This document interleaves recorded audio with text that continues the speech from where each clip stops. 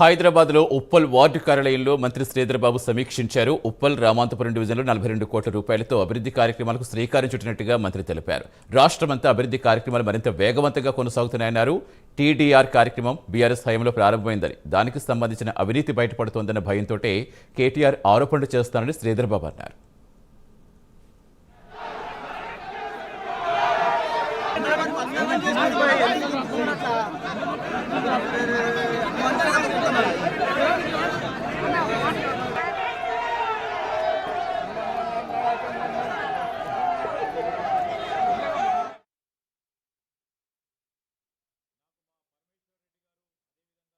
శాసనసభ్యులు లక్ష్మారెడ్డి గారు ఈ ప్రాంతానికి సంబంధించి ఈ ప్రాంతం నుంచి అనేక మంది, వేలాది మంది ప్రతిరోజు అటు నల్గొండకు, వరంగల్కి,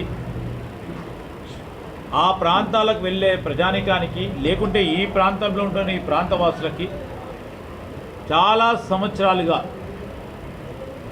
ఆ బ్రిడ్జి నిర్మాణ కార్యక్రమాలు ఆగిపోయి ఉన్నాయి.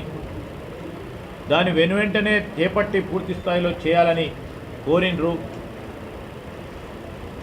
మొన్న ఈ మధ్యలో మా మంత్రి గారు కోమటిరెడ్డి వెంకటరెడ్డి గారిని కూడా వారు కలిసినప్పుడు ఏదైతే కాంట్రాక్టర్ పరంగా ఉన్న ఇబ్బందిని పరిష్కారం చేస్తూ పనులను యుద్ధ ప్రతిపాదిక మీద చేపట్టే